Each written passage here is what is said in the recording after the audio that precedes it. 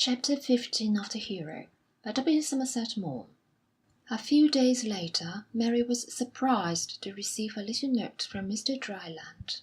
My dear Miss Clibborn, with some trepidation I take up my pen to address you on a matter which, to me at least, is of the very greatest importance. We have so many sympathies in common that my meaning will hardly escape you. I dare say you will find my diffidence ridiculous, but under the circumstances, I think it is not unpardonable. It will be no news to you when I confess that I am an exceptionally shy man, and that must be my excuse in sending you this letter. In short, I wish to ask you to grant me a brief interview. We have so few opportunities of seeing one another in private that I can find no occasion of saying to you what I wish. Indeed, for a long period my duty has made it necessary for me to crush my inclination. Now, however, that things have taken a different turn, I venture, as I said, to ask you to give me a few minutes' conversation. I am, my dear Miss Clibborn, your very sincere, Thomas Dryland. P.S. I open this letter to say that I have just met your father on the green, who tells me that he and Mrs. Clibborn are going into Tunbridge Wells this afternoon. Unless, therefore, I hear from you to the contrary, I shall, D.V., present myself at your house at 3 p.m. "What can he want to see me about?" exclaimed Mary, the truth occurring to her only to be chased away as a piece of egregious vanity. It was more reasonable to suppose that Mr. Dryland had on hand some charitable scheme in which he desired her to take part. Anyhow, she thought philosophically, I suppose I shall know when he comes. At one and the same moment the church clock struck 3, and Mr. Dryland rang the Clibborn's bell. He came into the dining-room in his best coat, his honest red face shining with soap, and with a consciousness that he was about to perform an heroic deed. "This is kind of you, Miss Clibborn. Do you know, I feared the servant was going to say you were not at home." "Oh, I never let her say that when I'm in. Mamma doesn't think it wrong, but one can't deny that it's an untruth." "What a beautiful character you have!" cried the curate, with enthusiasm. "I'm afraid I haven't really, but I like to be truthful." "Were you surprised to receive my letter?" "I'm afraid I didn't understand it. I was under the impression that I expressed myself with considerable perspicacity," remarked the curate, with a genial smile. "I don't pretend to be clever." "Oh, but you are, Miss Clibborn. There's no denying it." "I wish I thought so." "You're so modest. I have always thought that your mental powers were very considerable indeed. I can assure you it has been a great blessing to me to find someone here who was capable of taking an intelligent interest in art and literature. In these little country places one misses intellectual society so much." "I'm not ashamed to say that I've learned a lot from you, Mr. Dryland." "No, that is impossible. All I lay claim to is that I was fortunate enough to be able to lend you the works of Ruskin and Marie Corelli." "And that reminds me that I must return you the Master Christian." "Please don't hurry over it. I think it's a book worth pondering over, quite unlike the average trashy novel." "I haven't had much time for reading lately." "Ah, Miss Clibborn, I understand.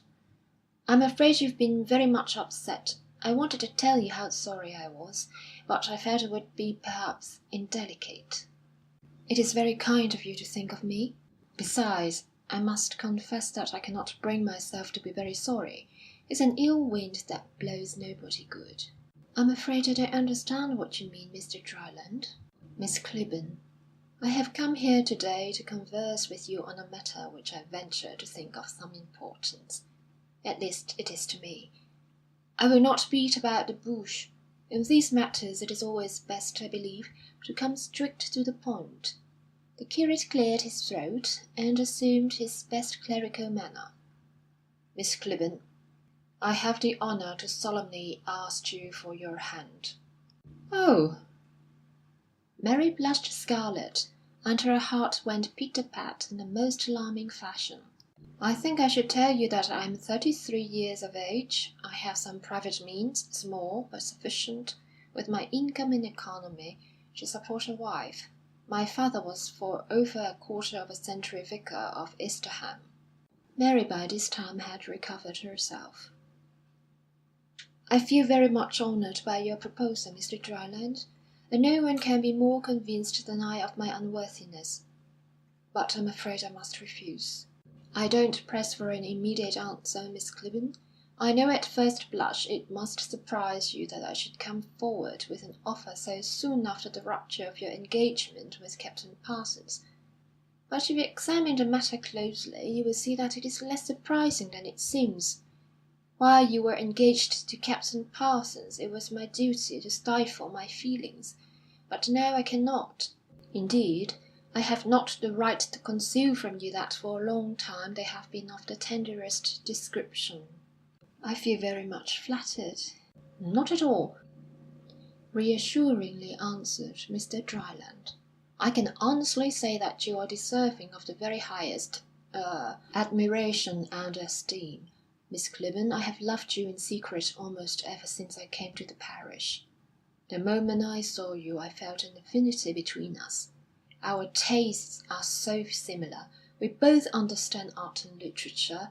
When you played to me the divine melodies of Mendelssohn, when I read to you the melodious verses of Lord Tennyson, I felt that my happiness in life would be a union with you. I'm afraid I can never be unfaithful to my old love. Perhaps I'm a little previous? No, time can make no possible difference. I'm very grateful to you." "You have no need to be. I have always tried to do my duty. And while you were engaged to another, I allowed not even a sigh to escape my lips. But now I venture to think that the circumstances are altered. I know I am not a gallant officer. I have done no doubting deeds, and the Victoria Cross does not adorn my bosom. I'm comparatively poor, but I can offer an honest heart and a very sincere and respectful love. Oh, Miss Clibborn, cannot you give me hope that as time wears on you will be able to look upon my suit with favour?" "I'm afraid my answer must be final. I hope to be soon appointed to a living, and I look forward ardently to the life of usefulness and of Christian fellowship which we might have lived together. You are an angel of mercy, Miss Clibborn. I cannot help thinking that you are eminently suitable for the position which I make so bold as to offer you. I won't deny that nothing could attract me more than to be the wife of a clergyman. One has such influence for good, such power of improving one's fellow men. But I love Captain Parsons. Even if he has ceased to care for me, I could never look upon him with other feelings." "Even though it touches me to the quick, Miss Clibborn," said the curate, earnestly, "I respect and admire you for your sentiments. You are wonderful. I wonder if you'd allow me to make a little confession?" The curate hesitated and reddened. "The fact is, I have written a few verses comparing you to Penelope, which, if you will allow me, I should very much like to send you." "I should like to see them very much," said Mary, blushing a little and smiling. "Of course, I'm not a poet. I'm too busy for that. But they're the outpouring of an honest, loving heart." "I'm sure," said Mary, encouragingly, "that it's better to be sincere and upright than to be the greatest poet in the world." "It's very kind of you to say so. I should like to ask one question, Miss Clibborn. Have you any objection to me personally?" "Oh, no," cried Mary. "How can you suggest such a thing? I have the highest respect and esteem for you, Mr. Dryland. I can never forget the great compliment you have paid me. I shall always think of you as the best friend I have." "Can you say nothing more to me than that?" asked the curate, despondently. Mary stretched out her hand. "I will be a sister to you."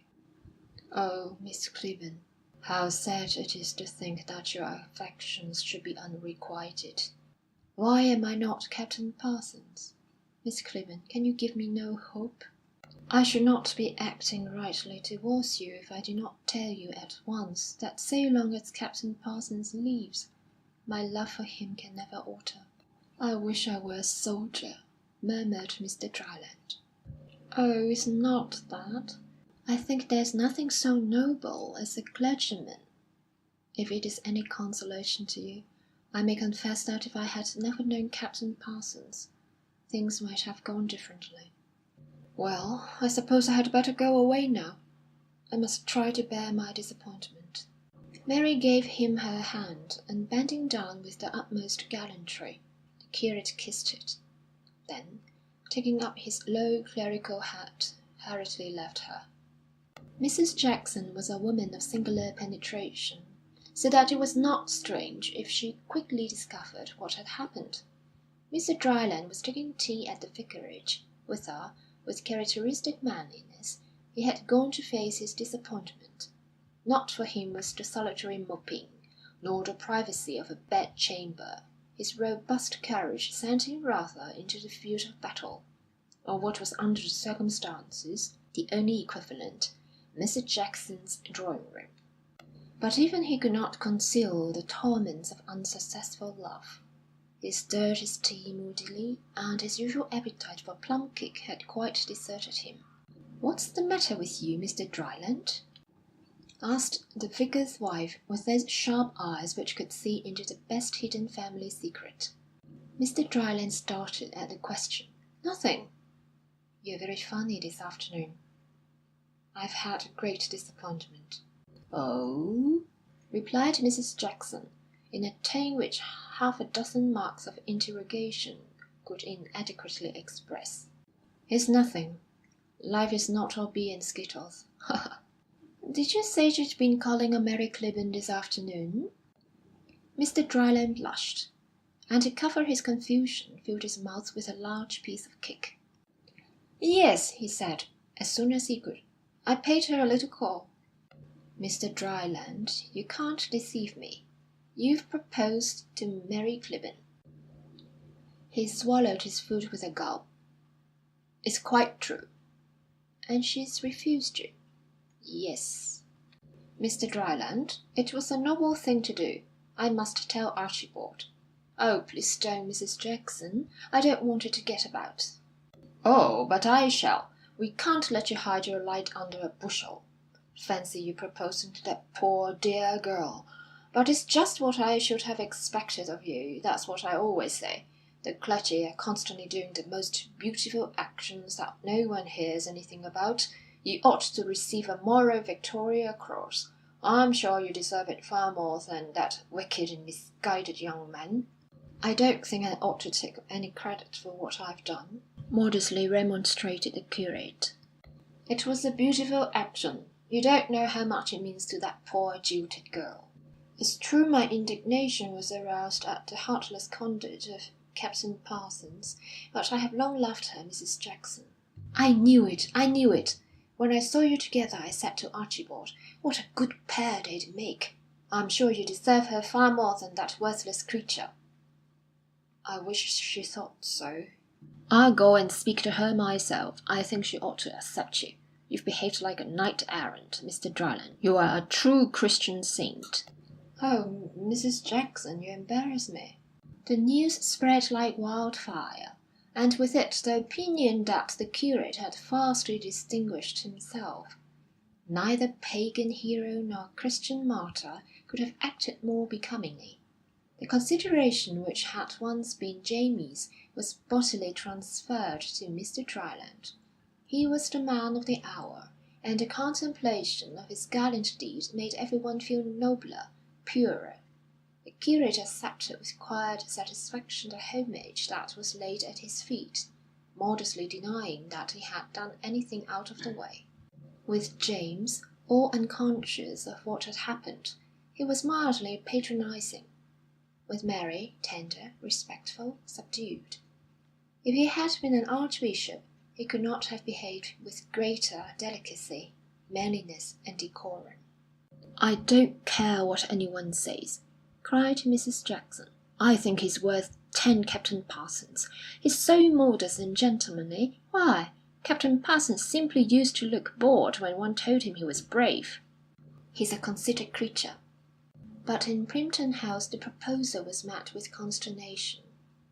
"Suppose she accepted him," said Colonel Parsons anxiously. "She'd never do that." Major Forsyth suggested that James should be told, in the belief that his jealousy would be excited. "I tell him," said Mrs. Parsons. She waited till she was alone with her son, and then, without stopping her needlework, said suddenly: "James, have you heard that Mr. Dryland has proposed to Mary?" He looked up nonchalantly. "Has she accepted him?" "James!" cried his mother, indignantly. "How can you ask such a question? Have you no respect for her? You must know that for nothing in the world would she be faithless to you. I should like her to marry the curate. I think it would be a very suitable match." "You need not insult her, James." Chapter 15